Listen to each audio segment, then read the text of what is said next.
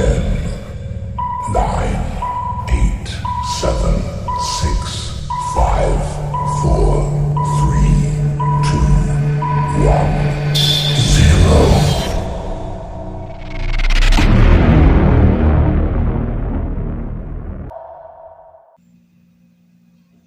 Good day everyone, I'm Sophia Dinglasan from BSc 1-6 and I'm here in front of you to recite the different terminologies word for word in theories of crime causation. Psychological. Number 1. Theory. Any system of ideas arranged in rational order that produce general principles which increase our understanding and explanation. It is a set of statements devised to explain behavior, events, or phenomenon, especially one that has been repeatedly tested and widely accepted. Number 2. School of thought. It is a term that refers to a group of beliefs, ideas that support a specific theory or idea. Number 3. Psychological determinism.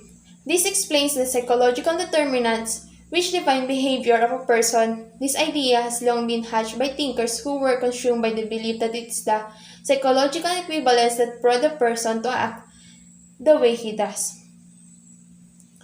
There are many ways to classify psychological theories of crime causation. Some of the theories emphasize emotional problems, mental disorders, sociopathy, and thinking patterns. But the common assumption of these theories is that there is something wrong with the mind of the offender which caused him to commit crimes.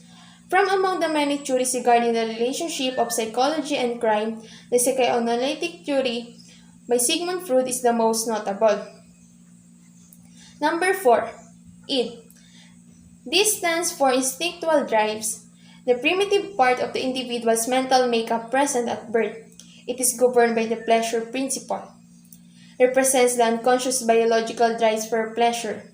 The id impulses are not social and must be repressed or adapted so that they may become socially acceptable. Number 5. Ego.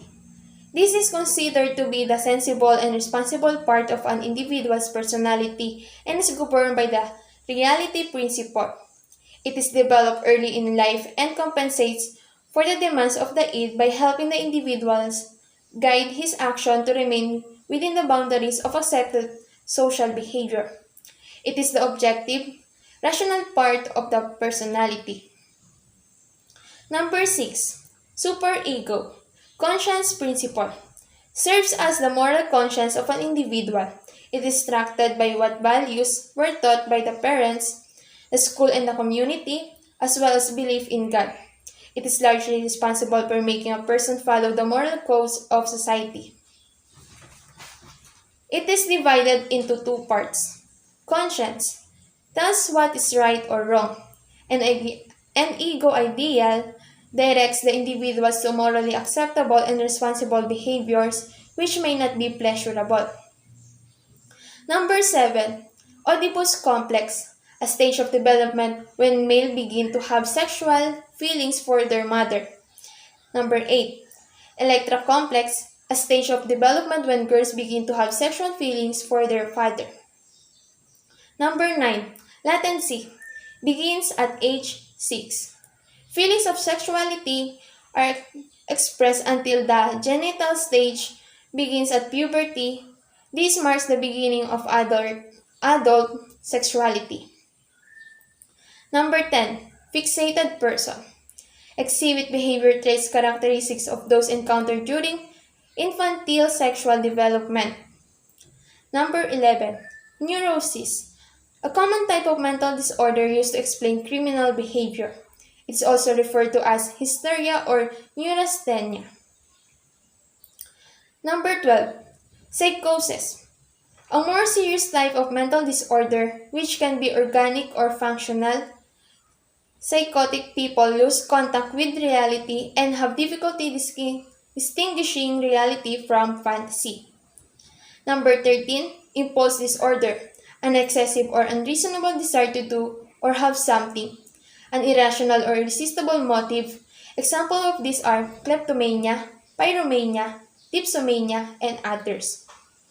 Number 14. Schizophrenia, also called dementia praecox, characterized by distortions or withdrawal from reality, disturbances of thoughts and language, and withdrawal from social contact. Number 15, anxiety, also known as anxiety state or anxiety reaction, characterized by the person feeling anxious, fearful anticipation, or apprehension. The person may be irritable, have poor concentration, and overreacts to things that are annoying. Sociological. Number 16. Social norms. Also called rules of conduct, it is a shared standard of behavior which in turn requires certain expectation of behavior in a given situation. It is socially accepted and expected behavior or conduct in society. It is a set of rules that govern an individual's behavior and actions. Number 17. Socialization. It refers to the learning process by which a person learns and internalizes the way of society so that he can function and become an active part of society. Number 18. Culture. It refers to a system of values and meanings shared by a group of individuals, including the embodiment of those values and meaning in a material object. Number 19. Sociological determinism. Sociological factors refers to things, places, and people with whom we come in contact with and which play a part in determining our actions and conduct. These causes may bring about the development of criminal behavior. Number 20. Cultural transmission.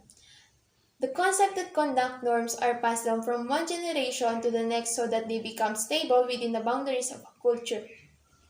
Social bond ties a person has to the institutions and process of society. According to Hirschi, elements of the social bond include commitment, attachment, involvement, and belief. Number 22. Strain holds that crime is a function of the conflict between the goals people have and the means they can use to illegally obtain them. Consequently, they feel anger, frustration, and resentment referred to as strain. Number 23. Theory of imitation pattern 1. Individuals imitate others in proportion to the intensity and frequency of their contact. Number 24. Theory of imitation pattern 2. Inferiors imitate superiors. Number 25. Theory of imitation pattern 3. When two behavior patterns clash, one may take the place of the other.